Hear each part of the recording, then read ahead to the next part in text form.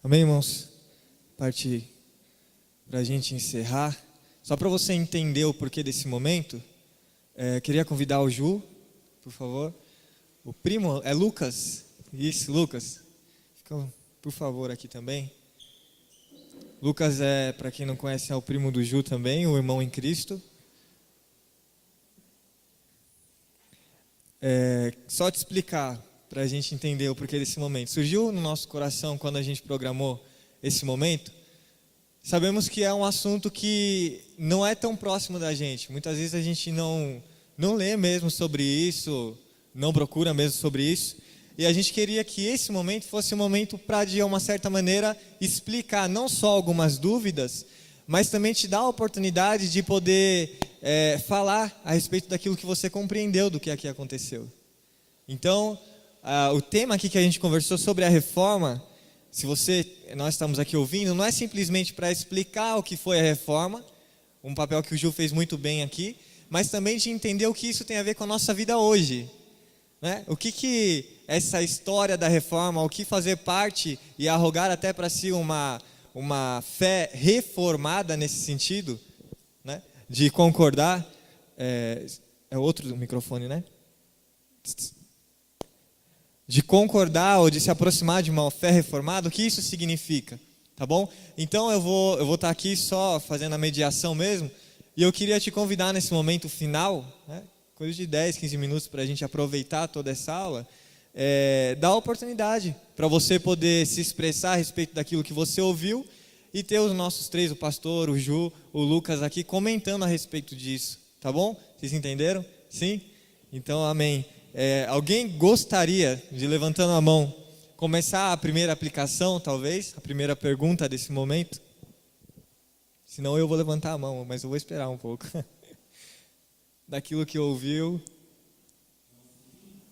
Sempre bom lembrar, né, antes que alguém fale, a sua dúvida pode contribuir para alguém que está tendo a mesma dúvida e às vezes não vai perguntar, né? E não só a dúvida, mas aquilo que você compreendeu também disso, tá bom? Porque é constrangedor ouvir a respeito dessa história, certo? Que eram homens que poderiam fazer como a maioria faz na história. Eu vou à igreja e depois eu vou para minha casa e tá tudo certo.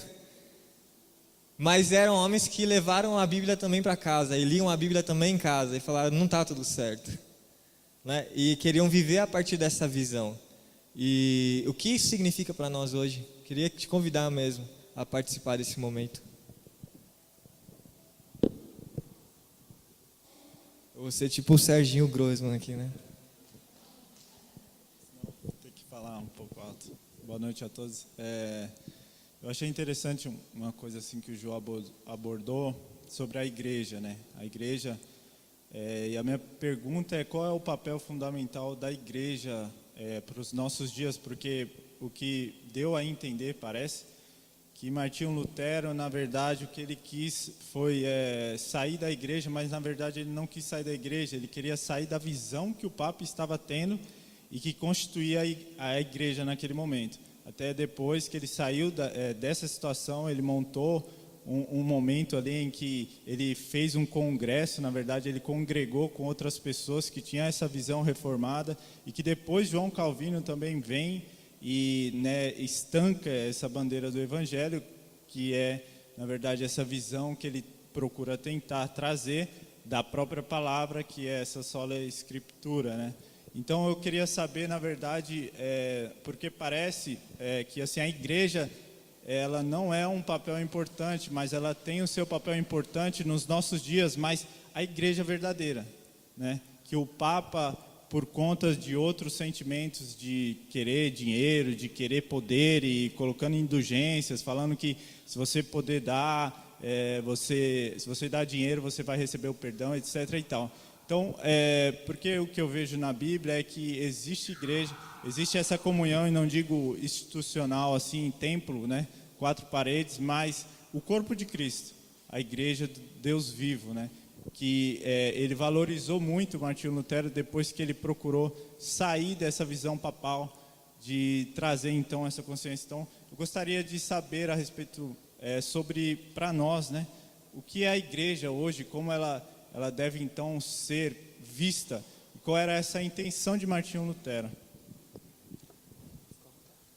Começar então com o Lucas. Boa noite. Eu acredito que uma forma de resumir, mais ou menos o que você falou, é que a igreja ela tem a tendência de se deformar. E por isso são precisas contínuas reformas na igreja. Da mesma forma que na época de Lutero nós precisamos de uma reforma na igreja romana, hoje nós precisamos de uma reforma na igreja evangélica, porque a maioria das igrejas evangélicas não são reformadas. Então eu acho que a questão é essa: a igreja ela tem a tendência a se deformar. O homem, por conta do impacto do pecado original no mundo, ele tem essa tendência a nunca ir em direção a Deus, mas sempre em direção ao pecado. Então eu acho que atualmente é preciso a gente ressaltar isso, a importância do papel do Espírito Santo na conversão, de que não existe essa ideia que as pessoas têm, de que você aceita Jesus ou que você escolhe crer em Jesus. Essa é uma obra exclusiva do Espírito Santo. A visão de que você escolhe crer em Jesus, ou a visão de que você constrói a sua salvação, é uma visão católica. E nós temos católicos evangélicos. Então eu acho que a gente precisa reformar a igreja que está deformada, e isso hoje no meio evangélico. O Lucas, ele é um convidado a estar aqui com a gente batendo um papo, porque não é só por ser meu primo, mas é porque ele é jovem, com uma ideia de fé, como muitos nós encontramos aqui, como o Jean, como o Rael, como muitos de vocês que participam na igreja e que fazem aqui a abertura, o Wellington. E é interessante perceber um jovem com uma visão de fé que tem um fundamento consciente e não deturpado por aquilo que se vê dentro de um movimento. Aquilo que ele falou foi fundamental, porque o legado da reforma para a igreja é justamente um legado de tentar preservar e usar de todos os recursos espirituais necessários para a preservação daquilo que foi fundamental na reforma, que é manter a proteção em torno de que a fé seja justamente algo fundamentado na Escritura, onde a fé é suficiente para a nossa salvação, onde a graça é justamente o mecanismo pelo qual Deus revela ao ser humano e salva o ser humano do pecado, e de que tudo isso acontece, como o Lucas abordou, para a glória de Deus, por meio de Deus e para Ele. Dentro do contexto brasileiro que a gente vive, onde a nossa fé é tão deformada, a fé reformada, ela é uma fé que tem uma importância relevante, porque evita de nós cairmos nos erros doutrinários, os erros de heresias, que há muito já foi condenado pela igreja, e infelizmente hoje a gente volta a assistir novamente essa paixão pelo dinheiro, a valorização do temporal em detrimento do espiritual, a questão das posições, as hipervalorizações das posições eclesiásticas, onde você tem que ter um homem, um referencial sacrossanto, que é o intermediador entre você e Deus. Você não precisa fazer nada, não precisa orar, você não precisa estabelecer a sua relação com Deus, não se preocupa com isso. Eu faço esse papel para você. É o que durante muito tempo o líder da igreja cristã romana fez, é o que contra quem a igreja, os reformadores se levantaram contra essa estrutura, e quem nós, quase 500 anos depois, estamos novamente reerguendo essa centralização em torno de ícones, como se eles fossem intermediadores entre nós e Deus, sendo que a Bíblia e o texto base que nós lemos para esse momento é de que só existe um mediador entre Deus e os homens, a saber, Jesus Cristo. Isso é possível com que eu, você, cada um aqui possa encontrar e conhecer somente lendo as Escrituras. Paz de Cristo, irmãos. Paz, Lucas. Eu acho que eu entendo o que o Rael sente, porque ele sempre faz essa pergunta. Na verdade, uma coisa que ficou ao longo de tantas conversas com tantos amigos aqui dentro, uma coisa que fica bem clara para a gente é que nós somos pessoas que gostamos muito do 880, né, Ju? Nós gostamos dos dois polos, né? Então, ou a gente está metido com um negócio totalmente arrebentado, ou a gente está em busca de um negócio extremamente que elege ou que ilustra uma seriedade, uma certeza, uma verdade e tal. E eu acho que o pensamento que é a dúvida do Rael, e não é a primeira vez que você faz essa pergunta, né? E eu acho que você ainda não obteve a resposta, por isso você continua fazendo essa pergunta. qual é a relevância da igreja, é porque, por muitas vezes, eu acho que se confunde os temas. Você entende, ô Lucas?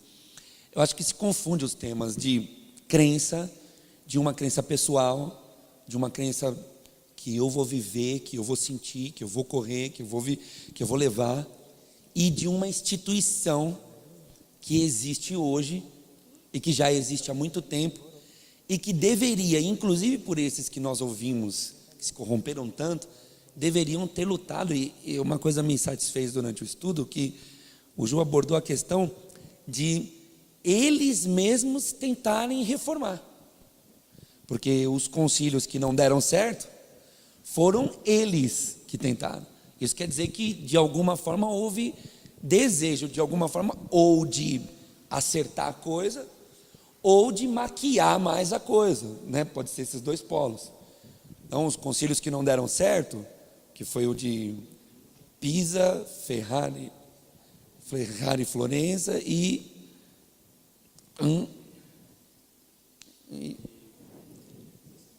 bom, E mais sumiu. um. E mais um. E mais um.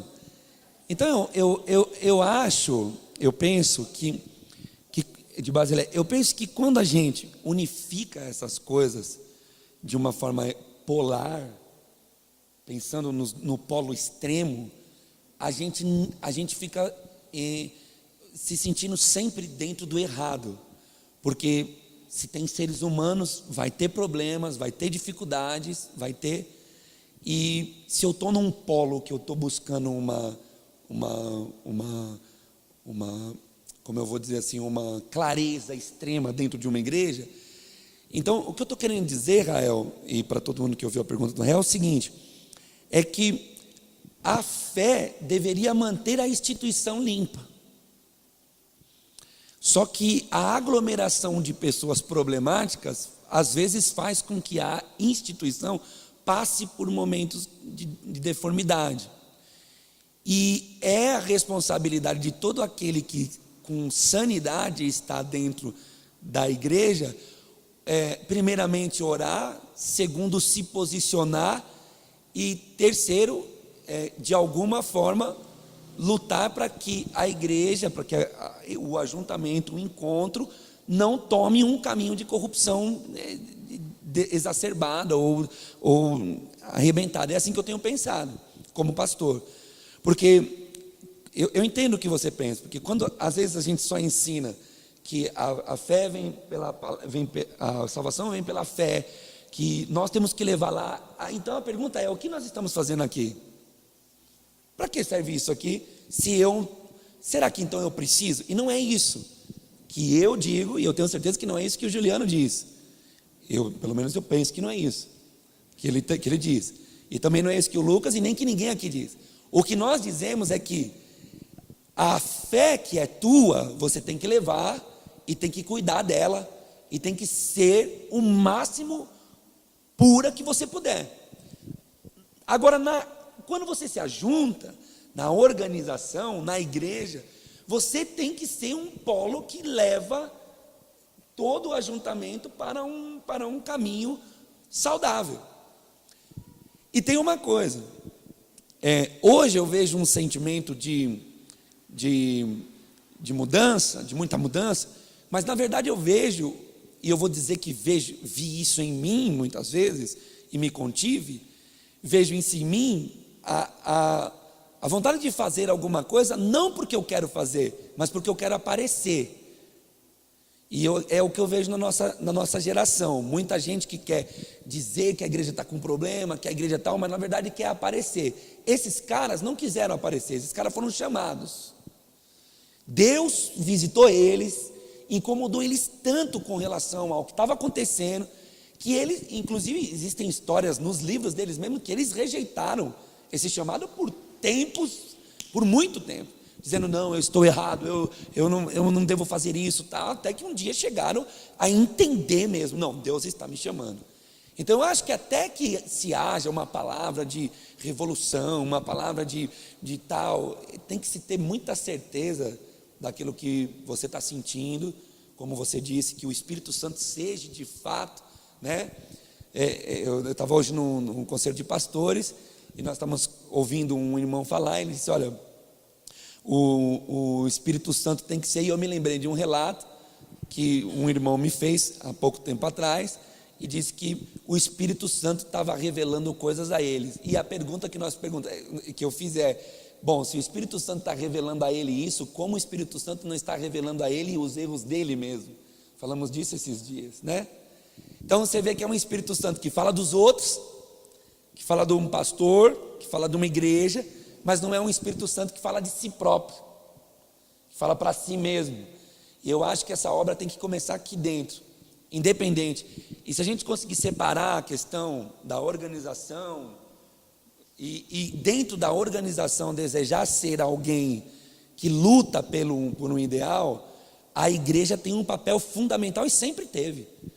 O ajuntamento sempre teve um papel fundamental em qual? Em edificação, ensinamento, oração mútua, louvor congregacional. Deus quer isso.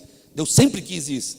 Somos nós que pegamos isso e arrebentamos com tudo, né? Como aqui, mas Deus quer, Deus sempre quis que o corpo estivesse junto, que a igreja estivesse junta. Então, eu acho que se nós entendemos que o papel da igreja é esse, e se nós entendemos que se dentro da igreja tem alguém errando, tem alguém cometendo erro, e esse alguém precisa primeiro de oração, de intercessão, depois de uma conversa, de um bom amigo, depois, se não der certo, de uma conversa ministerial, uma conversa a partir de autoridades e a partir de autoridade bíblica, né? Porque, olha, eu estou lendo na palavra, irmão, vocês estão cantando um hino que não está legal, esse hino aqui, está contra a palavra, vocês, né? Então tem todo um processo, que não é só dizer a igreja presta ou não presta, a igreja serve ou não serve. Essa resposta não está apta, e nem estava para eles. Porque Martinho Lutero luta contra a igreja, ao meu ver, ele luta contra o que está acontecendo na igreja, dentro da igreja, tanto que ele vai pregar as teses na porta. Se ele quisesse extinguir a igreja, ele faria uma outra forma. Então, eu acho que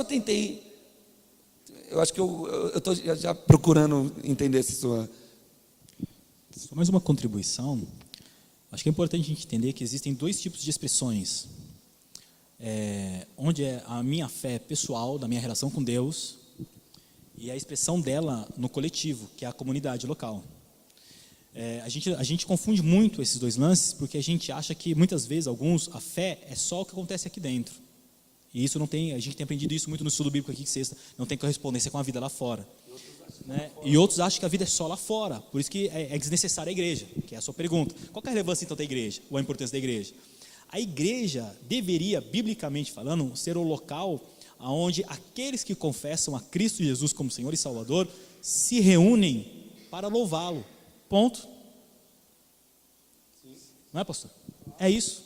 A igreja deveria ser o local para isso. Só que com o passar do tempo e o coração, o pecado do homem, que é, como o Lucas disse, tendência sempre ao pecado, nós manifestamos na igreja o pecado que é inerente do homem. É essa queda, que é o termo, qual foi o termo que você usou? Que o homem tende, não, do pecado original, o homem tende a sempre pecar, nunca edificar, e no sentido de se purificar em espiritualidade. A tendência do homem natural é o pecado, é se misturar com relação a tudo aquilo que o mundo tem. Então você quer, de uma certa forma, dar formas ao mundo com caras cristãs, é fazer da prática mundana através de confissões de fé.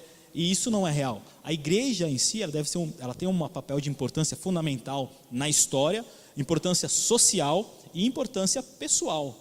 Então, para que serve isso aqui, esse ajuntamento? Serve para isso que nós estamos fazendo agora, que é limpar a nossa fé, que é nos mostrar quais deveriam ser as bases daquilo do qual eu acredito, que deve ser a Deus a supremacia, a fé que me salva, e nós nos juntamos para isso, em torno da Escritura, em torno dessa fé, em torno dessa graça, com o único propósito de dar glórias a Deus. O que passar disso é de homem, é aquilo que Paulo fala, é do maligno, provém do maligno. A igreja em si deveria ser um ambiente onde os nossos encontros, os nossos temas, os louvores, as palavras e inclusive as nossas reuniões girassem em torno desse tema, salvação. Esse é o propósito original da igreja. Como o pastor disse, houve essa corrupção e nós transferimos para a igreja problemas que são pessoais.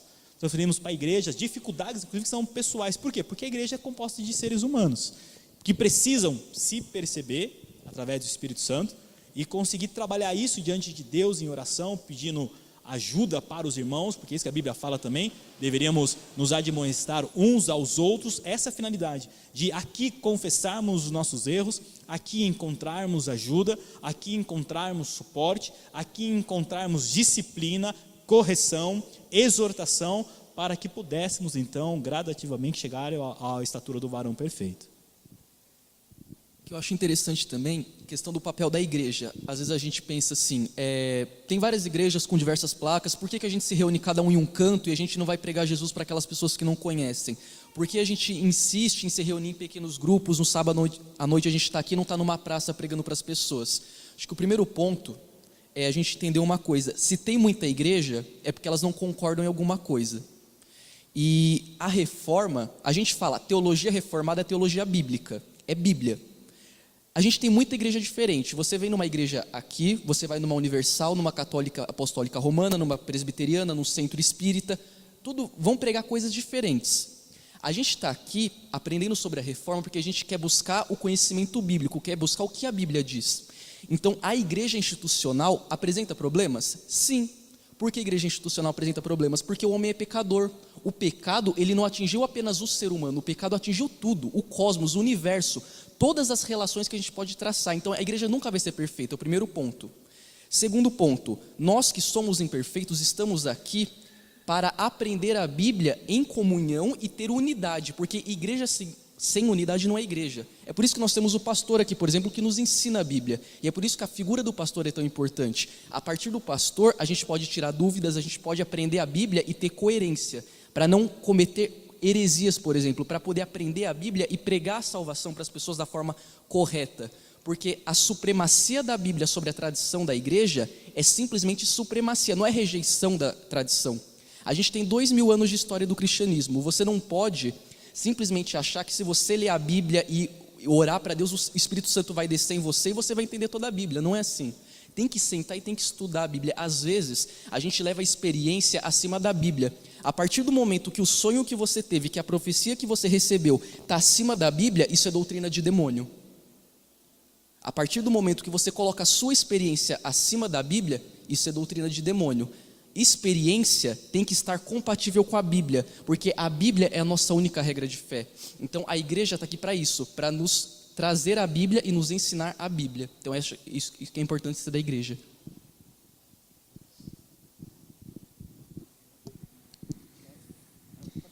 Alguém, enquanto eles falam, podem participar também, tá, pessoal? Não precisa necessariamente. Vamos lá, Marcelo. Vai lá, Mar. Quando o Jean estava vendo o culto, que ele estava no hospital muito, e aquela senhora falando do evangelho, perguntou para ele se ele era evangélico cristão. Aí ele falou, não, eu sou protestante. Ela se espantou. Então isso denuncia que as igrejas do dia de hoje, mais que nunca, precisa dessa reforma. Como eu, numa sexta-feira aqui, no culto de ensinamento, eu saí daqui como Isaías, achando que eu saí 22 anos servindo a Deus e não sabia nada. Eu não estava sabendo de nada, eu estava achando que da minha maneira que eu aprendi lá atrás, era a maneira que eu ia chegar a Deus. Eu estava totalmente errado. Como a nossa Cláudia pergunta, aquilo ali abriu a minha mente de uma maneira tão maravilhosa que hoje eu vi, eu estava, juro, você não tem noção como eu estava planejando para esse dia. E hoje ia ter uma reunião, estava comigo e tal. E graças a Deus que essa reunião acabou, eu falei, louvado seja Deus. Eu vou lá para ter mais um pouquinho de conhecimento. E hoje, mais uma vez, o Evangelho me denunciou, através do Jean, que nós, às vezes, estamos dentro da igreja e uma pessoa que fala, eu sou protestante, a pessoa tem que estar 10, 20, 30 anos, fala, pô, então esse cara é endemoniado. Ele está certo, que é uma visão do ser humano, que ainda não aprendeu. E é isso aí, será que essa é a minha visão?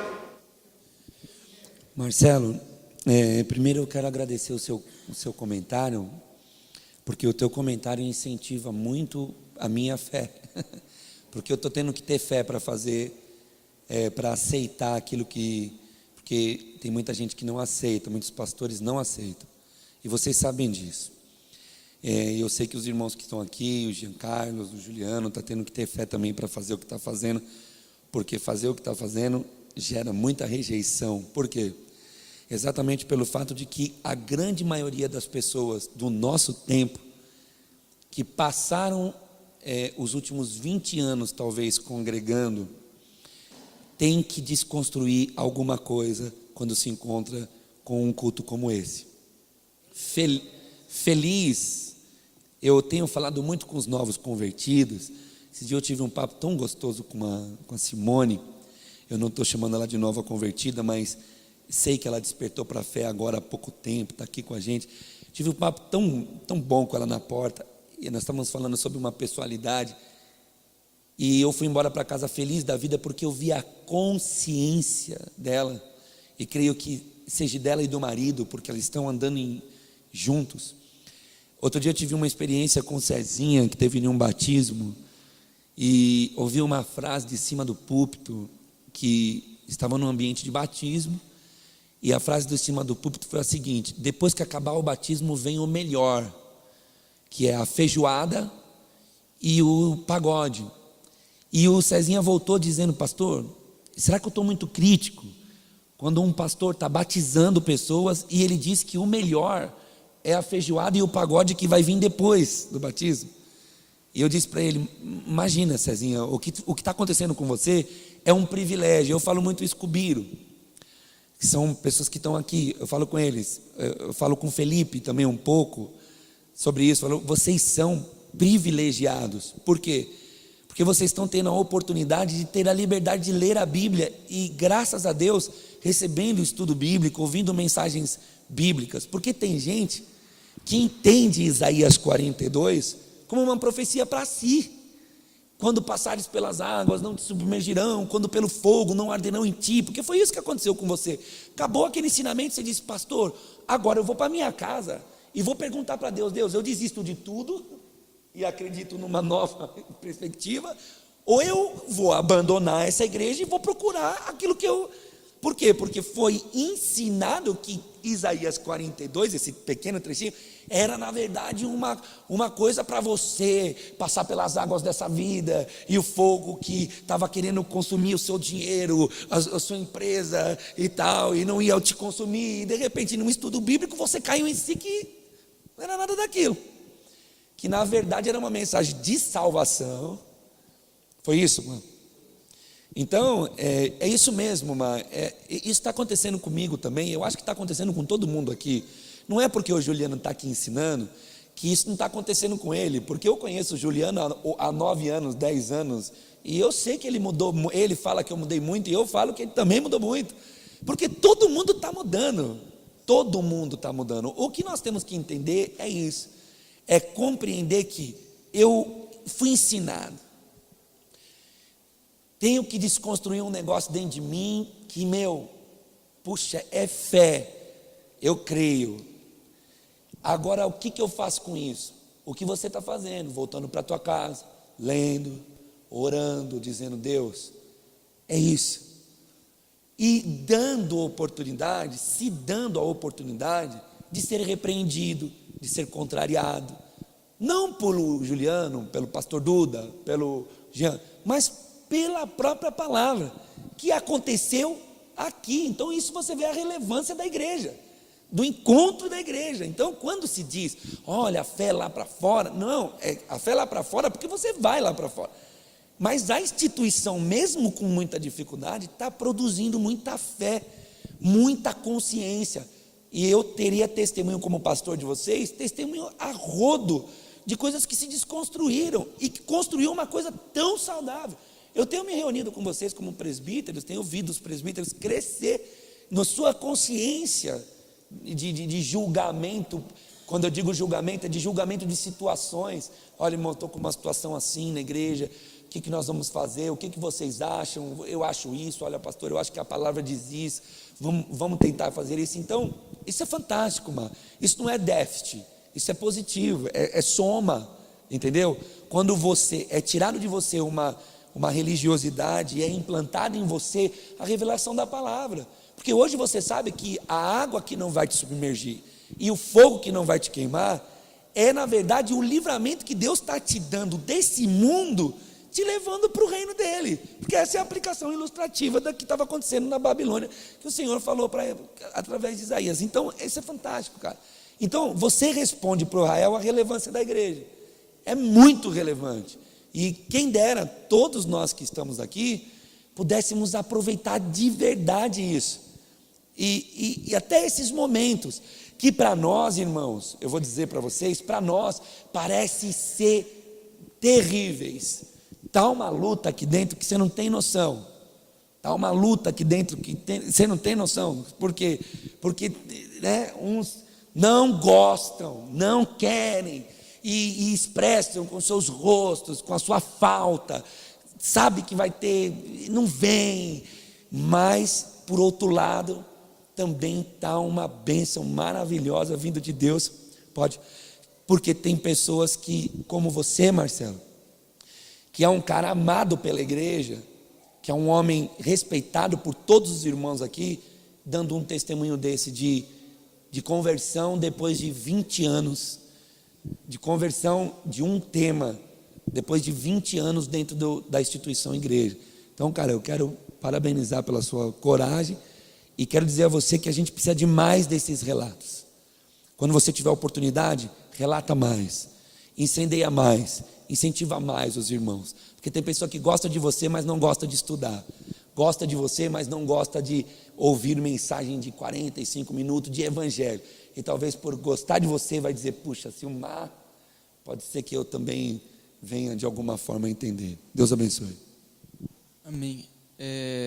Eu tenho só 20 anos e eu sempre tento tomar muito cuidado para falar para alguém algo que eu acho que Deus colocou no meu coração. Então eu creio que Deus colocou isso no meu coração para falar para vocês. Se não for, que Deus me perdoe, mas eu sinto no coração de falar isso para vocês. A Bíblia sempre vai confrontar vocês. Se vocês gostam de culto de vitória, de avivamento, de prosperidade, vocês não estão sendo bíblicos. Pega os 27 livros do Novo Testamento e me fala um personagem que ficou rico com o Evangelho.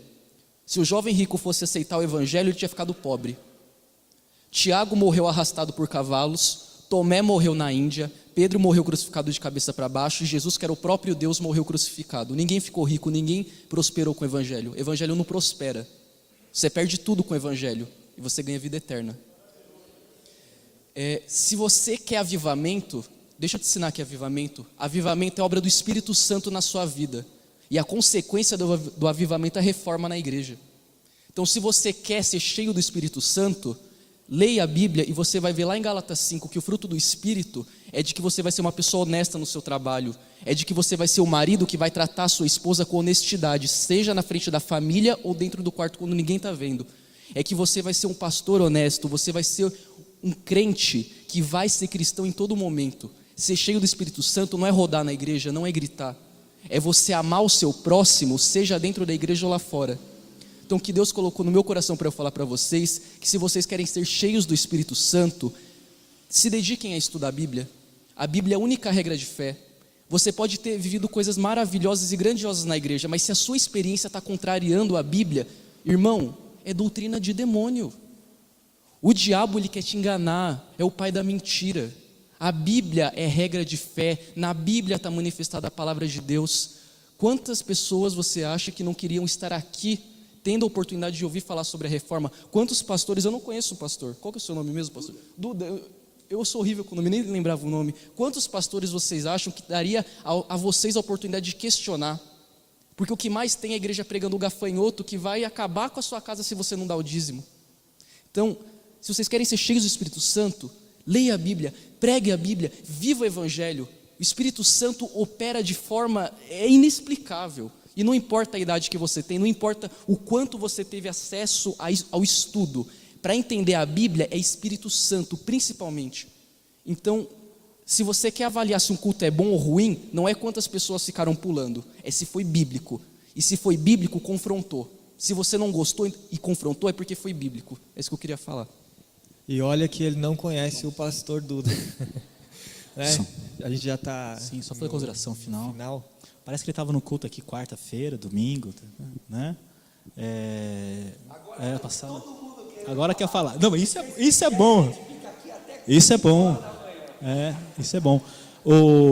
o Lucas é de Deus, Lucas, né? Eu posso falar, né, pastor? Que literalmente é de Deus. Por quê? Porque é isso que a gente tem pregado aqui. A fé se fundamenta na palavra.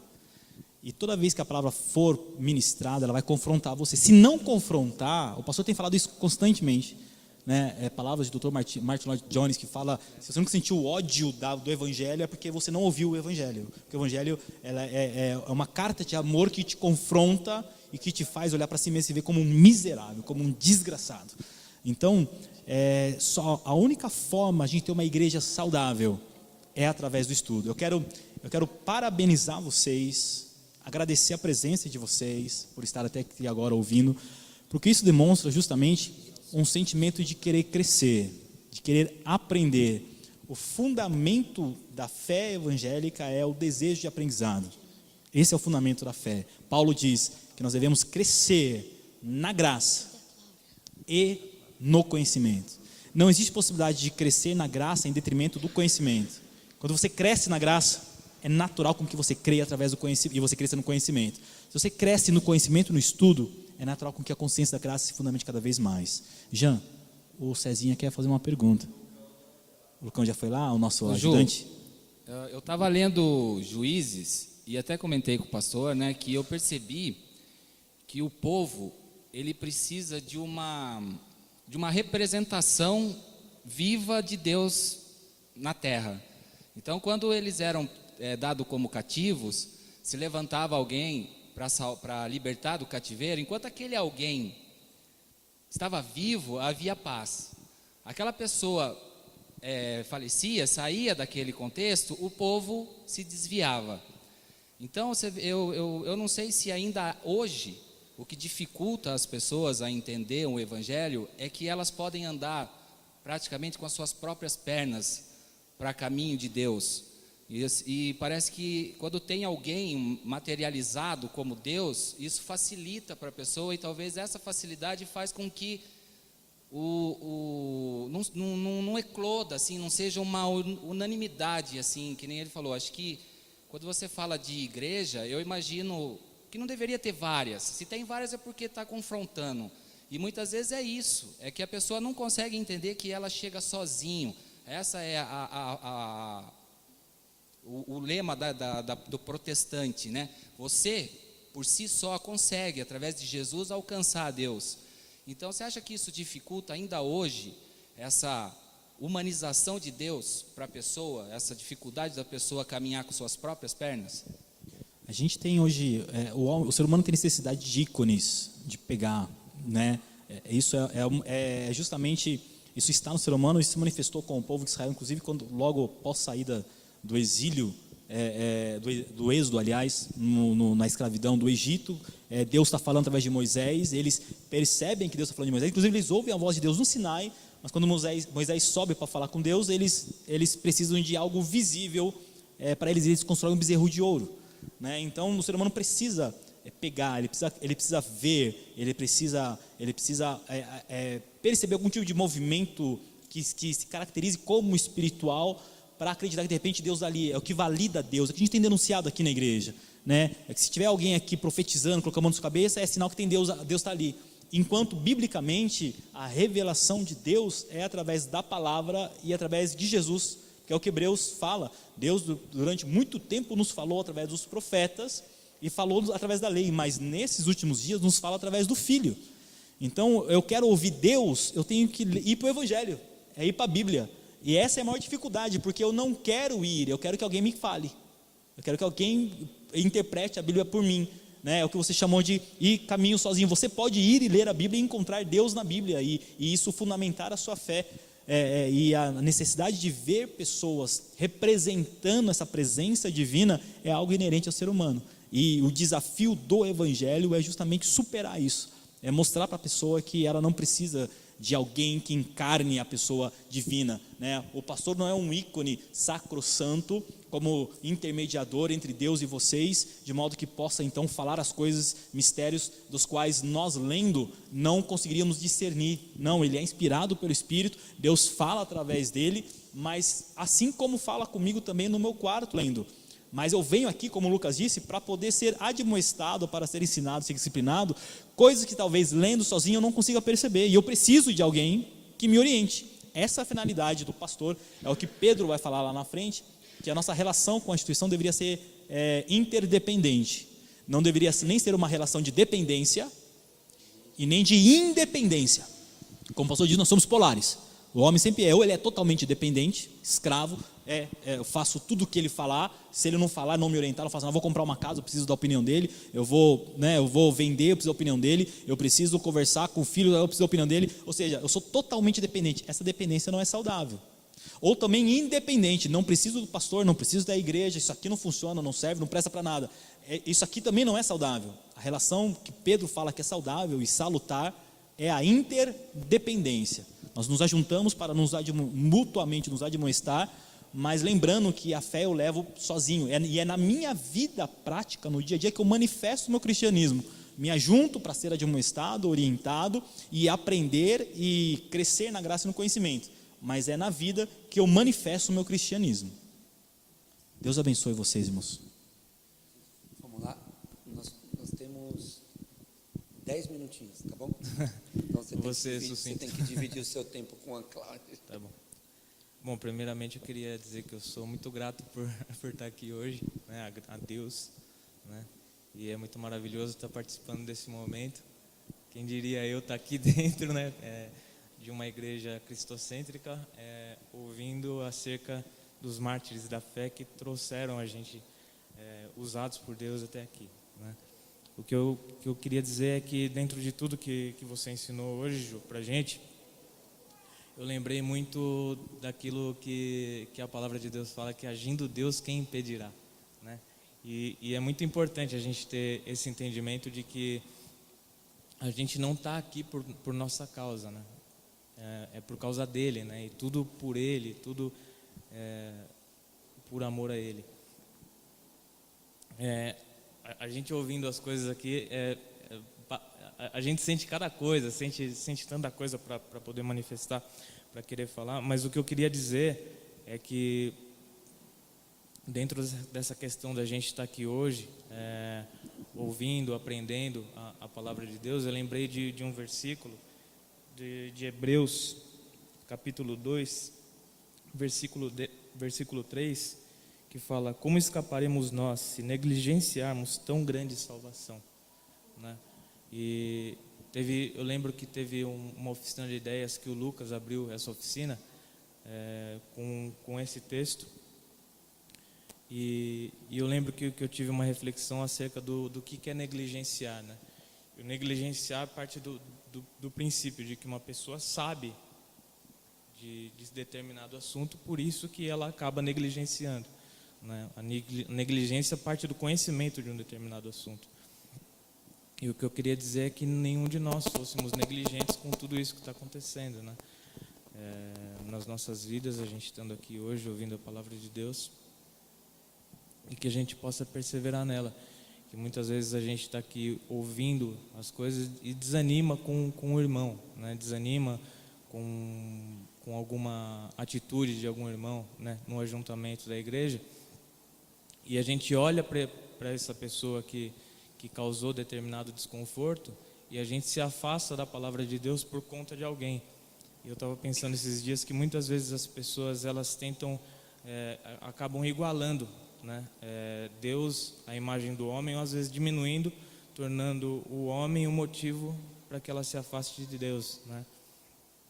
Então que a gente persevere nisso, e eu sou muito grato por esse momento da gente estar aqui hoje. 500 anos da reforma, não imaginava tá vivendo isso, é top demais. É a Cláudia, não é? Ok, vamos nos levantar então.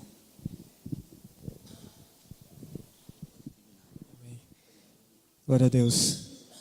Obrigado a todas as contribuições dos irmãos. Obrigado pela atenção dos outros também. E vamos somente agradecer a Deus mesmo por esse momento, esse rico momento. Fechar os seus olhos, vamos orar a Deus. Sei que tem gratidão. Senhor, nós queremos te agradecer nesse momento, Pai. Obrigado, Senhor, por essa oportunidade. Obrigado pela tua palavra. pela tua escritura. Obrigado pelo teu Espírito que fala através dela. Obrigado por cada um dos homens que através da história falou, Deus. Desde os famosos que nós fizemos menção hoje, aos anônimos, Pai. Todos aqueles que carregaram a boa nova e que lutaram por essa genuinidade. Obrigado pela tua igreja, Deus, tão importante e tão relevante no caminho da pregação, da edificação, do conhecimento, do crescimento. Nós te agradecemos, afinal de contas, estamos numa igreja. E só estamos podendo falar sobre isso, perguntar sobre isso, conhecer a Deus, caminhar com Deus, fazer amizades que nos edificam por conta da igreja. Afinal de contas, só temos uma vida viva com Cristo, por conta do presente que é ser a noiva dele. Senhor, obrigado, Pai, que o Senhor possa continuar nos dando força. Obrigado pela vida do pastor que possibilitou esse momento, que mais do que possibilitou, deu força para esse momento. Eu te agradeço também pela vida de todos os irmãos, Pai, que o Senhor possa ter nos abençoado nessa noite e continuar a nos abençoar, Deus, na tua palavra, na tua verdade, na tua vida, Deus. Nós te agradecemos como igreja e te louvamos em nome de Jesus. Amém. Glória a Deus.